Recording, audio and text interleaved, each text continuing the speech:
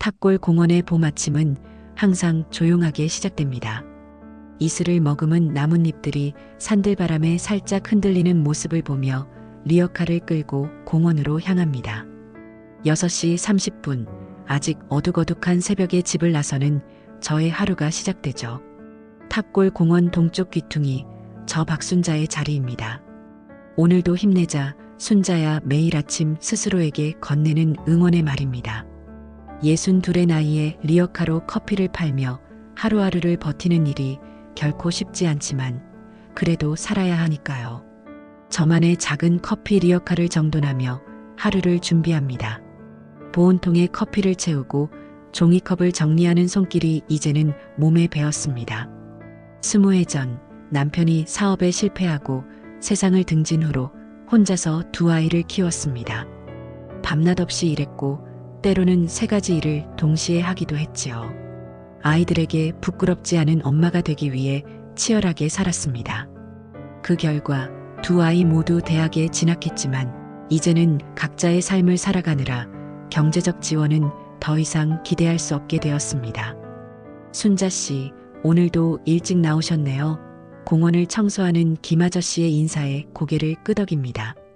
매일 만나는 얼굴들이 있어 위안이 됩니다. 이곳에서 마주치는 노인들과 나누는 소소한 대화가 하루를 버티는 힘이 되곤 하지요. 오늘은 날씨가 좋네. 커피 한 잔 주게. 첫 손님인 이 할아버지는 매일 아침 8시에 오시는 단골입니다. 그의 주름진 손에 따뜻한 커피를 건네며 미소 짓습니다. 말없이 1,000원을 주시고 벤치에 앉아 첫 모금을 마시는 모습에서 소소한 행복을 느낍니다. 하루가 지나갑니다. 오전엔 공원에서 운동하는 노인들, 오후엔 바둑을 두러 오는 어르신들, 저마다의 일상을 보내는 이들에게 저의 커피는 작은 위안이 됩니다. 때론 돈 대신 이야기를 건네는 분들도 있죠. 저는 그런 대화가 싫지 않습니다. 외로움을 달래는 방법이니까요. 해가 기울어갈 무렵 하루 장사를 마무리하며 수입을 세어봅니다. 29,000원, 오늘도 근근히 살아갈 만큼은 벌었네요.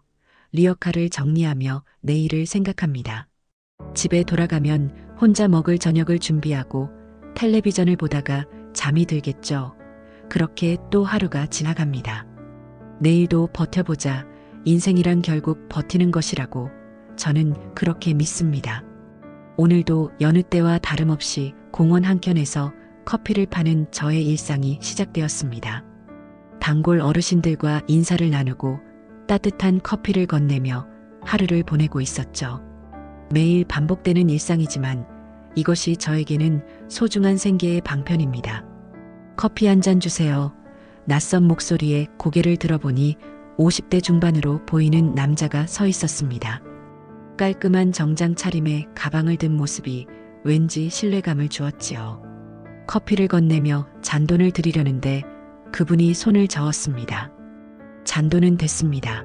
어르신, 혹시 잠깐 이야기 나눌 시간 있으세요? 경계심이 들었지만 손님을 내칠 수는 없었습니다. 그는 자신을 노인복지재단에서 일하는 김정호라고 소개했지요. 제 나이와 상황을 묻더니 안타까움이 가득한 표정을 지었습니다. 62에 아직도 이렇게 고생하시다니 정부에서 지원해주는 노인복지 프로그램 알고 계십니까? 특별보험이 있는데 한 달에 10,000원만 내면 국가 보조금도 받을 수 있습니다. 처음에는 의심스러웠습니다. 세상에 공짜는 없다고 생각해왔으니까요. 하지만 김정우라는 사람은 진지한 표정으로 노인복지재단이라고 적힌 명함을 건네며 설명을 이어갔습니다. 많은 어르신들이 모르고 계시는데 국가에서 지원하는 제도입니다. 나중에 필요할 때 큰 도움이 될 거예요. 그의 말투에는 따뜻함이 묻어 있었고 노인복지재단이라는 이름에 믿음이 갔습니다. 평소 정부 지원금이나 복지 혜택에 대해 잘 모르던 저였기에 그의 말이 새롭게 들렸지요. 특히 한 달에 10,000원이면 가입할 수 있다는 점이 부담스럽지 않았습니다. 그렇게 좋은 제도가 있었나요? 저도 모르게 관심을 보이자 김정호는 서류를 꺼내 자세히 설명했습니다. 국가에서 인정하는 보험이라며 노후 대비에 꼭 필요한 제도라고 강조했지요. 그의 말에 점점 설득되어 결국 가입 서류에 서명했습니다. 현명한 선택을 하셨습니다.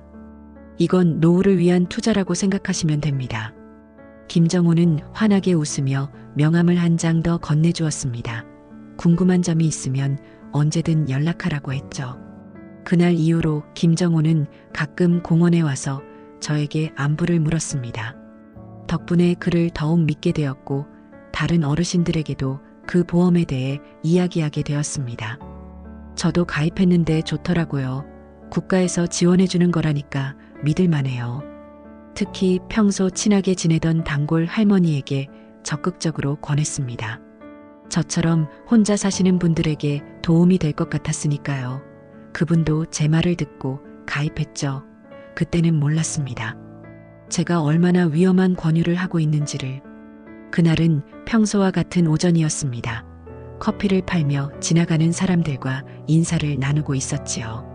따사로운 봄 햇살이 공원을 비추던 그때 멀리서 누군가 저를 향해 급하게 걸어오는 모습이 보였습니다. 박순자, 당신 때문에 내가 이렇게 됐어. 목소리를 들어보니 제가 보험을 권했던 최 할머니였습니다. 평소엔 온화하던 그분의 얼굴이 분노로 일그러져 있었지요. 할머니는 떨리는 손으로 통장을 내밀었습니다. 이거 봐. 기초생활수급비가 끊겼다고. 당신이 권한 그 보험 때문이래. 처음에는 무슨 말인지 이해할 수 없었습니다. 어떻게 10,000원짜리 보험이 기초생활수급비와 관련이 있을까요? 하지만 최 할머니가 보여준 통지서에는 분명히 소득인정, 보험 가입으로 인한 수급 자격 상실이라고 적혀 있었습니다. 이게 무슨 소리야? 김정호 씨가 그런 얘긴 안 했는데. 혼란스러운 마음으로 김정호에게 전화를 걸었지만 연결되지 않았습니다. 여러 번 시도해도 마찬가지였지요. 불안한 마음에 명함에 적힌 노인복지재단이라는 곳을 찾아가 보기로 했습니다.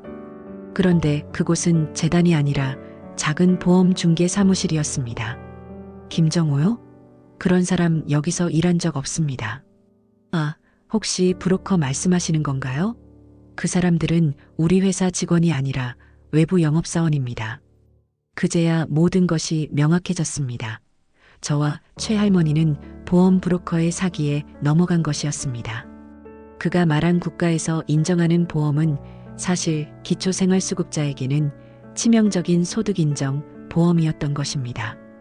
이 보험에 가입하면 정부 지원금을 받을 수 없게 되는 함정이 있었지요. 집으로 돌아오는 길 다리가 후들거려 몇 번이나 멈춰 섰습니다. 가슴속에서는 죄책감과 수치심이 파도처럼 밀려왔습니다. 저 때문에 최 할머니가 생활비를 못 받게 되었다니. 어떻게 이런 일이 있을 수 있을까요? 내가 무슨 짓을 한 거지? 집에 도착하자마자 화장실로 달려가 구토를 했습니다. 머릿속에는 최 할머니의 분노한 얼굴이 계속 떠올랐지요. 그날 이후 저는 리어카를 끌고 나가지 못했습니다.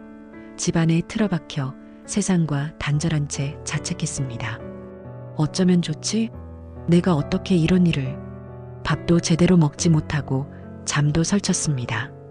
가끔 전화벨이 울려도 받지 않았지요. 아마 다른 피해자들일 거라는 생각에 전화를 받을 용기조차 나지 않았으니까요.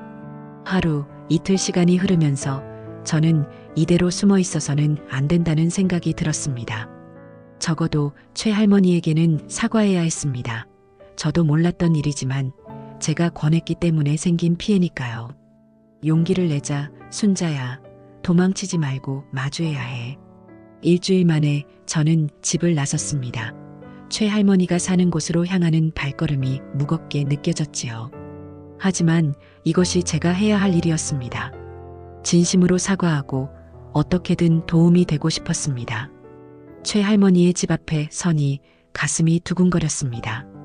손에는 작은 과일 바구니를 들고 있었지만 이런 것으로 용서받을 수 있을 리 없다는 걸 잘 알고 있었죠. 그래도 빈손으로 가기는 민망했습니다. 떨리는 손으로 초인종을 누르자 안에서 발소리가 들렸습니다. 누구세요? 문이 조금 열리고 최 할머니의 얼굴이 보였습니다. 저를 알아본 순간 그분의 표정이 굳어졌죠. 할머니, 죄송합니다. 제가 잘못했습니다. 현관 앞에서 무릎을 꿇고 고개를 숙였습니다. 준비해온 말들이 있었지만 모두 목구멍에 걸려 나오지 않았습니다. 그저 진심을 담아 사과할 수밖에 없었죠. 저도 그 사람 말만 믿고 그랬어요. 저도 피해자예요. 하지만 제가 할머니께 권했으니 제 책임이 맞습니다. 최 할머니는 한동안 아무 말도 하지 않으셨습니다. 그저 차가운 눈빛으로 저를 내려다보고 계셨죠. 그 침묵이 천년처럼 느껴졌습니다. 그딴 말 다 필요 없어. 다시는 내 앞에 나타나지 마. 문이 쾅 하고 닫혔습니다. 그 소리가 저의 가슴에 큰 상처를 남겼지요. 하지만 할머니의 반응은 당연했습니다. 제가 그 자리에 있었다면 더 심하게 대했을지도 모르니까요. 집으로 돌아오는 길, 세상이 무너진 듯한 기분이었습니다. 공원 벤치에 앉아 한참을 울었습니다. 지나가는 사람들이 이상한 눈으로 쳐다봤지만 상관없었습니다. 마음속에서는 자책과 후회가 끊임없이 밀려왔습니다. 어떻게 사람을 그렇게 쉽게 믿었지? 왜 좀 더 알아보지 않았을까? 그날 밤 큰 결심을 했습니다. 더 이상 리어카를 끌지 않기로 한 것입니다. 그곳에 가면 다른 피해자들을 만날 수도 있고 무엇보다 저 자신이 창피했습니다. 다시는 사람들에게 무언가를 권하거나 팔고 싶지 않았습니다. 다음 날 아침 평소라면 리어카를 끌고 나갈 시간이었지만 집에 그대로 있었습니다. 커피 보온통과 종이컵들을 정리해 창고에 넣었습니다. 4년 동안 함께한 리어카와 작별하는 기분이었습니다. 이제 어떻게 살아가야 하지? 새로운 일을 찾아야 했지만 62의 나이에 할 수 있는 일이 많지 않다는 것을 잘 알고 있었습니다. 그래도 살아야 했기에 구인 광고를 찾아보기 시작했습니다. 식당 설거지, 건물 청소, 전단지, 배포, 어떤 일이든 상관없었습니다. 그러던 중 신문에서 보험 소비자 피해자 모임 기사를 발견했습니다. 같은 보험 브로커에게 피해를 입은 사람들이 모여 대책을 논의한다는 내용이었습니다. 망설임 끝에 참석해보기로 결심했습니다. 최소한 다른 피해자들에게 경고라도 할 수 있지 않을까 하는 마음이었죠. 모임이 열리는 날 가슴속에는 여전히 무거운 돌덩이 같은 죄책감이 자리 잡고 있었지만 한 걸음 한 걸음 앞으로 나아갔습니다. 이것이 제가 할 수 있는 작은 속죄였으니까요. 이번엔 도망치지 말자. 구청 작은 회의실로 들어서며 저는 다시 한번 스스로에게 다짐했습니다. 이곳에서 저는 예상치 못한 인연을 만나게 될 줄은 그때는 전혀 몰랐습니다. 구청 회의실에 들어서자 이미 여러 사람들이 모여 있었습니다. 대부분 저와 비슷한 연배의 노인들이었죠. 그들의 눈빛에서 저와 같은 상처와 분노가 느껴졌습니다. 맨 뒷자리에 조용히 앉아 회의가 시작되기를 기다렸습니다. 안녕하세요, 여러분. 오늘 이렇게 모여주셔서 감사합니다. 앞에 선 중년 남성이 회의를 시작했습니다. 그는 소비자보호단체에서 나온 변호사라고 했지요. 피해 사례를 수집하고 집단 대응을 준비하고 있다는 설명이었습니다. 하나둘 피해자들이 자신의 경험을 이야기하기 시작했습니다. 저는 손자 학비를 대려고 모아둔 돈을 다 털어 그 보험에 넣었어요. 저는 수급비가 끊겨서 이제 집세도 못 내게 됐습니다. 이야기를 들을수록 마음이 무거워졌습니다. 같은 수법으로 많은 노인들이 피해를 입었다는 사실에 분노가 치밀었지요. 하지만 한편으로는 더 큰 죄책감이 느껴졌습니다. 왜냐하면 저는 피해자면서도 다른 사람에게 그 보험을 권한 가해자이기도 했으니까요. 용기를 내어 손을 들었습니다. 저도 피해자이지만 다른 분께 그 보험을 권했습니다. 그분은 기초생활수급자셨는데 제가 권한 보험 때문에 수급권이 끊겼다고 합니다. 정말 죄송합니다. 말을 마치자 회의실이 조용해졌습니다. 몇몇은 저를 비난하는 눈빛으로 쳐다봤고 일부는 고개를 돌렸습니다. 그 순간 정말 숨고 싶었습니다. 저도 그랬어요. 갑자기 한 목소리가 들렸습니다. 앞쪽에 앉아있던 한 여성이 일어나 저를 바라보았습니다. 저도 이웃에게 권했다가 큰 싸움이 났어요. 우리도 피해자지만 다른 사람에게 피해를 준 셈이 됐으니 이중으로 괴롭습니다. 그 여성과 눈이 마주쳤습니다. 그녀의 눈에서 저와 같은 아픔이 느껴졌습니다. 회의가 끝난 후 그 여성이 다가왔습니다. 안녕하세요. 저는 이정아라고 합니다. 이정아는 저보다 몇 살 어려 보였습니다. 남편과 사별하고 혼자 살고 있다는 그녀는 식당에서 설거지를 하며 생계를 유지한다고 했습니다. 그녀도 저처럼 보험 브로커의 달콤한 말에 속아 가입했고 주변 사람들에게 권했다가 관계가 깨졌다고 했지요. 처음엔 우울증까지 왔어요. 집에서 나오지도 못하고 몇 달을 울기만 했습니다. 이정아의 이야기가 저의 상처를 어루만지는 것 같았습니다. 누군가 저의 아픔을 이해해준다는 것만으로도 큰 위로가 되었지요. 우리는 근처 찻집에서 오랫동안 이야기를 나눴습니다. 어르신들이 특히 이런 사기에 취약해요. 정보도 부족하고 국가에서 도와준다는 말만 들으면 믿게 되니까요. 이정아의 말에 깊이 공감했습니다. 우리는 서로의 아픔을 나누며 자연스럽게 가까워졌고 따뜻한 연대감이 생겨났습니다. 그녀는 저에게 새로운 희망을 준 첫 번째 사람이었습니다. 박순자 씨, 우리가 실수했다고 해서 인생이 끝난 건 아니잖아요. 다시 시작해봐요. 이정아의 말에 가슴이 따뜻해졌습니다. 오랜만에 누군가와 진심으로 마음을 나누는 기분이었습니다. 그날 집으로 돌아오는 길, 가슴속에 작은 희망의 불씨가 피어오르는 것을 느꼈습니다. 며칠 후 이정아에게서 전화가 왔습니다. 만나서 이야기를 나누자는 제안이었죠. 카페에서 마주 앉은 이정아의 눈빛에는 뭔가 결심한 듯한 빛이 있었습니다. 박순자 씨, 제가 생각해봤는데 우리가 제대로 장사 한번 해보면 어떨까요? 떳떳하게 사람 도우면서요. 처음에는 당황스러웠습니다. 또다시 장사를 한다는 것이 두려웠지요. 사람들 앞에 서는 것조차 부끄러운데 다시 무언가를 판다니. 하지만 이정아의 제안은 계속 제 머릿속을 맴돌았습니다. 어떤 장사를 말하는 거죠? 커피요. 박순자 씨가 원래 하시던 일이잖아요. 하지만 이번엔 리어카가 아니라 조금 더 안정적인 커피 트럭을 생각하고 있어요. 합법적인 노점 허가를 받아서 시작하는 거죠. 이정아의 말에 고개를 가로저었습니다. 돈도 없는데 무슨 트럭이냐고요. 하지만 그녀는 이미 계획을 세워둔 상태였습니다. 제가 조금 모아둔 돈이 있어요. 박순자 씨도 조금만 보태면 중고 트럭을 살 수 있을 거예요. 그리고 제가 구청에 알아봤는데 노인 일자리 창출 사업으로 지원금도 받을 수 있대요. 이정아의 열정 앞에서 제 마음의 벽이 조금씩 무너지기 시작했습니다. 무엇보다 오랜만에 느껴보는 함께한다는 감정이 가슴을 뛰게 했습니다. 남편이 세상을 떠난 후 늘 혼자였던 저에게 누군가와 함께 무언가를 시작한다는 것은 큰 의미가 있었지요. 정말 가능할까요? 물론이죠. 우리가 함께라면요. 다음 날부터 우리는 본격적인 준비를 시작했습니다. 중고 트럭을 알아보고 필요한 서류를 준비하고 커피 기계와 재료를 구입할 곳을 찾아다녔지요. 이정아는 저보다 컴퓨터를 잘 다뤄서 인터넷으로 많은 정보를 찾아냈습니다. 물론 쉽지는 않았습니다. 구청에서 허가를 받는 과정에서 여러 번 좌절도 겪었고 예산 문제로 다투기도 했습니다.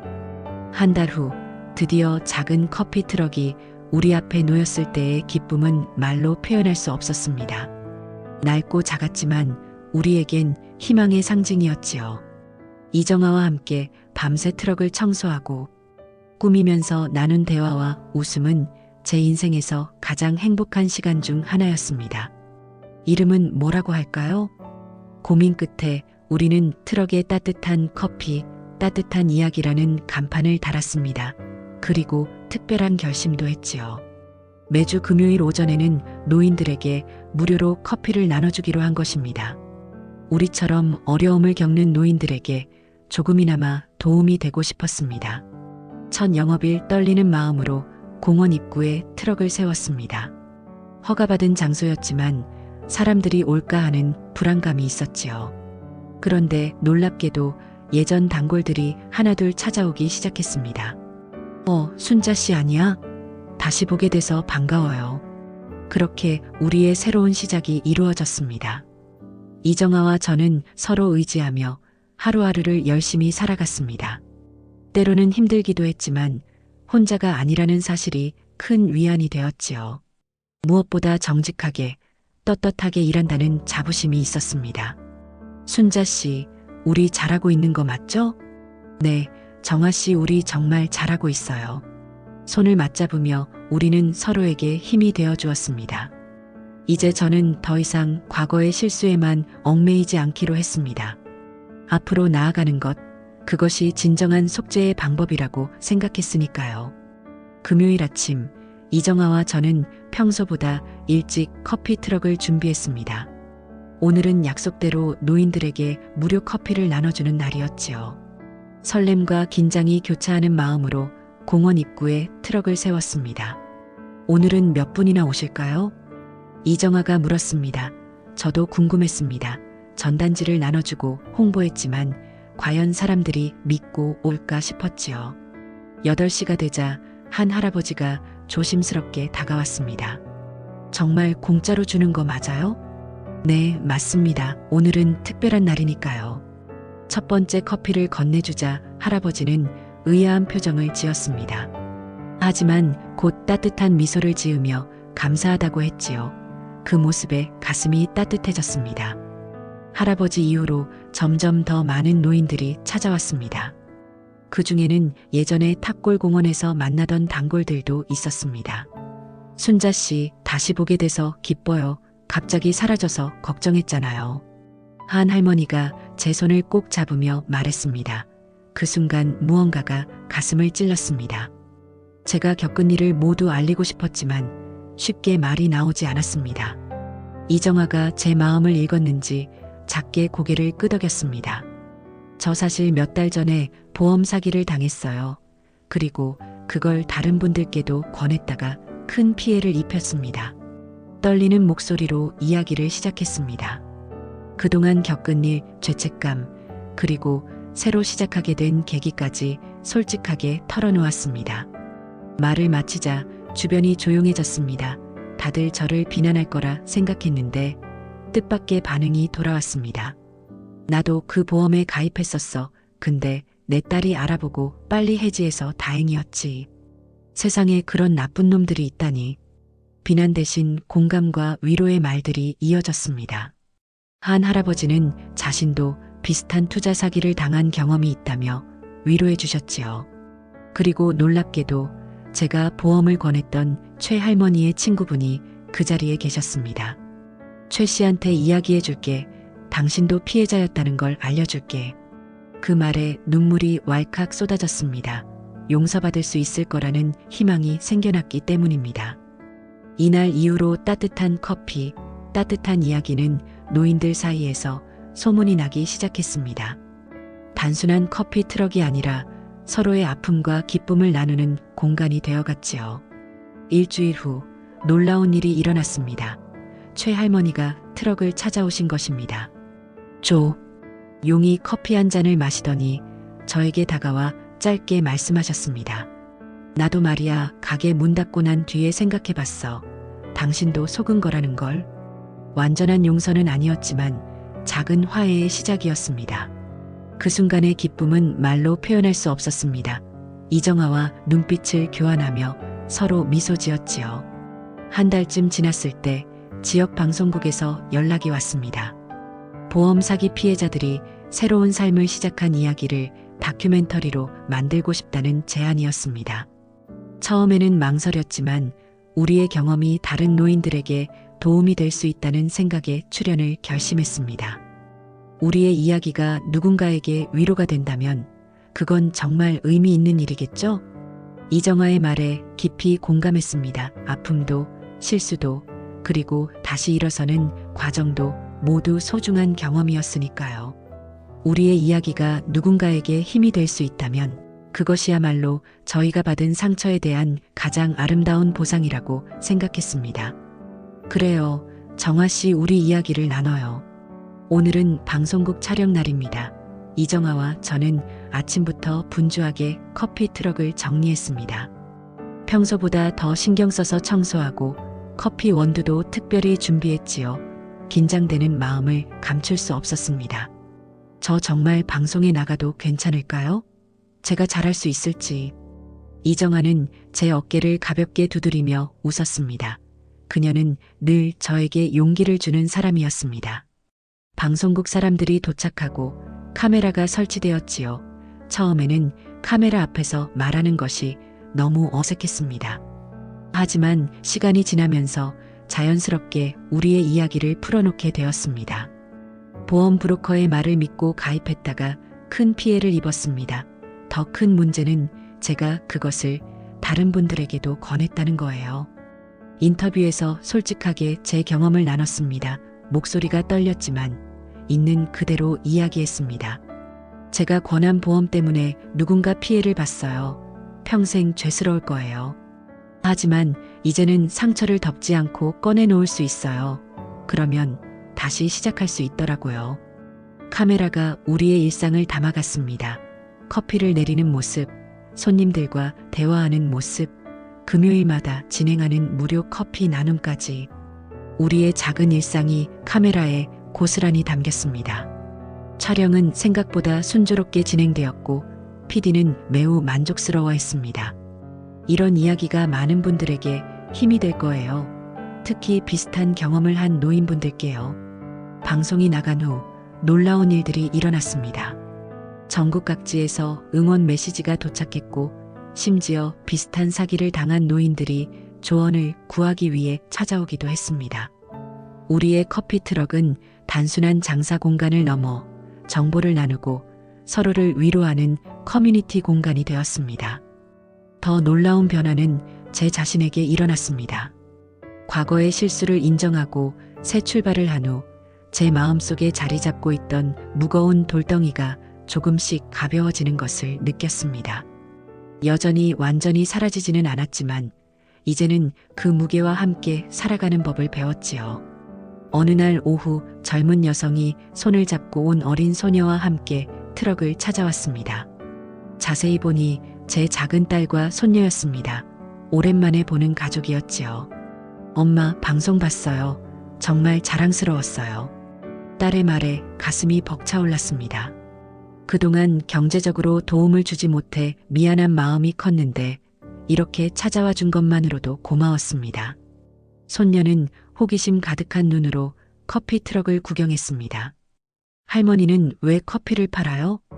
단순한 질문이었지만 깊은 생각에 잠기게 했습니다. 왜 저는 이 나이에도 커피를 파는 걸까요? 단지 생계를 위해서일까요? 아니었습니다. 이제 저에게 커피를 판다는 것은 그 이상의 의미가 있었습니다. 사람 이야기를 들을 수 있어서 너무 좋아. 진심을 담아 대답했습니다. 그랬습니다. 커피를 통해 사람들과 만나고 이야기를 나누고 서로의 상처를 어루만지는 것. 그것이 제가 이 일을 계속하는 이유였습니다. 손녀는 잠시 생각하더니 활짝 웃었습니다. 할머니, 저도 크면 사람들 이야기 들어주는 일 할래요. 그 순간 제 실수와 상처가 다음 세대에게 긍정적인 교훈이 될 수도 있겠다는 생각이 들었습니다. 모든 것이 의미 있는 과정이었던 거지요. 이제 저와 이정아의 따뜻한 커피, 따뜻한 이야기는 지역의 명소가 되었습니다. 여전히 부족한 점도 많고 때로는 힘든 날도 있습니다. 그러나 매일 아침 커피를 내리며 저는 감사함을 느낍니다. 상처를 이겨내고 새 삶을 시작할 수 있었던 것, 혼자가 아닌 함께하는 삶을 발견한 것, 그리고 무엇보다 제 인생의 경험이 누군가에게 위로가 될 수 있다는 것. 조용히 커피를 따르며 저의 인생은 그렇게 다시 따뜻해지고 있었습니다. 상처는 여전히 남아있지만 이제 그 상처와 함께 빛나는 삶을 살아가는 법을 배웠으니까요. 세상에는 두 번째 기회가 있다는 것, 그리고 그 기회를 잡기 위해 필요한 것은 용기와 진심이라는 것을 깨달았습니다. 오늘도 좋은 하루가 되겠네요. 정아 씨. 네, 순자 씨. 우리가 함께라면 언제나 좋은 날이죠. 아침 햇살이 커피 트럭을 비추는 가운데 저는 새로운 하루를 맞이했습니다. 62의 나이, 아직도 삶은 새로운 의미를 찾아가는 중입니다.